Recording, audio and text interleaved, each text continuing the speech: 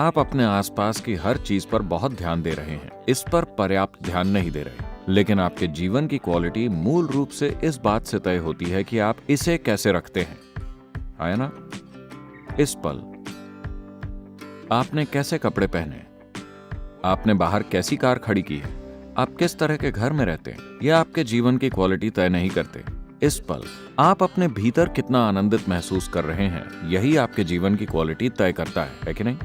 इसके बारे में कुछ भी नहीं किया गया है। आपको लगता है कि ये किसी नतीजे की तरह सामने आएगा और आप अपनी खुशी के लिए असंभव लक्ष्य रख रहे हैं। अगर मुझे खुश होना है तो मेरी पत्नी को ऐसा होना चाहिए, मेरे पति को ऐसा होना चाहिए, मेरे बच्चे को ऐसा होना चाहिए, दुनिया को वैसा होना चाहिए। आप अपनी खुशी और शांति के लिए इस तरह की नामुमकिन शर्तें रख रहे हैं। अब आपने समझौता करके शांति को ही अपना लक्ष्य बना लिया है। मैं ऐसा इसलिए कह रहा हूं क्योंकि बहुत से लोगों ने परम आनंद या उन्माद को पाने की इच्छा ही त्याग दी है। अगर मैं शांत रह सकूं तो काफी है। यहाँ तक कि तथाकथित आध्यात्मिक गुरु भी यही कह रहे हैं कि शांति ही आपके जीवन का परम लक्ष्य है। शांति आपके जीवन का सबसे बड़ा लक्ष्य नहीं है। अगर आज आप अपने लंच का आनंद उठाना चाहते हैं तो आपको शांतिपूर्ण होना चाहिए, है ना? अगर आप शांत ही नहीं हैं, तो आप अपने जीवन में कोई भी काम सार्थक रूप से नहीं कर पाएंगे। मूल रूप से शांत होने का मतलब है कि आप अपने मन को बेचैन नहीं कर रहे। शांत होने का अर्थ है कि आपका तंत्र पूरी तरह से सहज है। आप जानते हैं कि अपने मन को कैसे चलाना है, अपनी भावनाओं को, शरीर को और ऊर्जाओं को कैसे चलाना है। आप शांत हैं। ये कोई रॉकेट टेक्नोलॉजी नहीं है। ये सबसे बुनियादी बात है। आपके घर में कुत्ता है, आप उसे खाना दे दीजिए, वो शांति से बैठा रहता है। हो सकता है कि आनंदित नहीं, लेकिन शांति से। कई बार वो आनंदित भी होते हैं। yes. अगर आपका कुत्ता शांत, उसे मेरी फैक्ट्री नहीं चलानी पड़ती, बात वो नहीं है। उसकी भी अपनी मुश्किल है।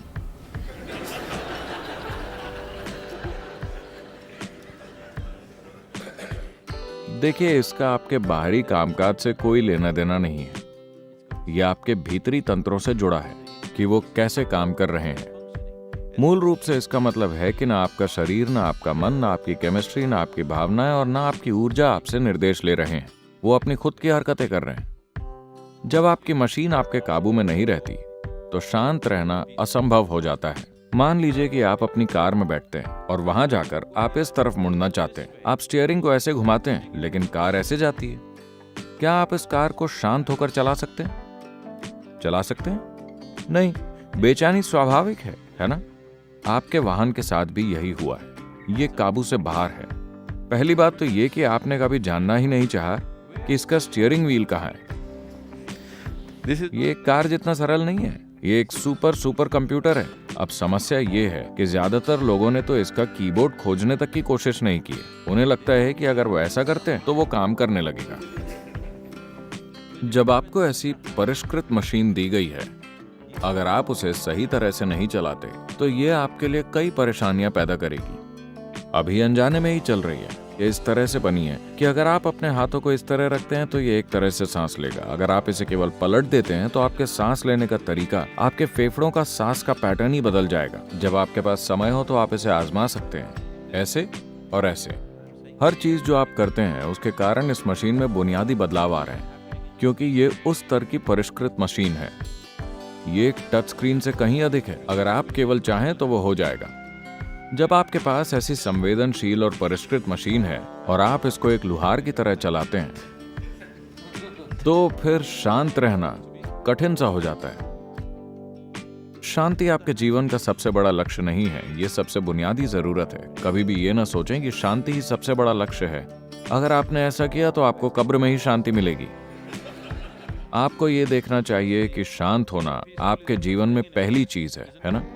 अगर आप अपने जीवन में कुछ भी समझदारी से करना चाहते हैं, अगर आप अपने जीवन में किसी भी परिस्थिति को समझदारी से निभाना चाहते हैं, तो आपके लिए शांत और खुश रहना बुनियादी बात है।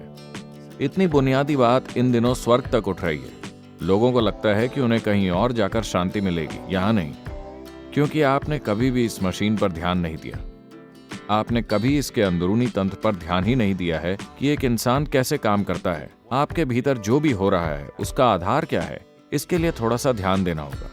यही वजह है कि हमारे बेसिक प्रोग्राम का नाम है इनर इंजीनियरिंग। हमने सारी दुनिया को उस तरह इंजीनियर किया है जैसा हम चाहते हैं। बहुत सारी सुख सुविधाएं भी पाली है, पर खुशहाली नहीं मिली है ना? क्योंकि खुशहाली ऐसे नहीं मिलेगी। खुशहाली तभी आएगी जब आप इसे अपने अनुसार इंजीनियर कर लेंगे, तभी खुशहाली मिलेगी।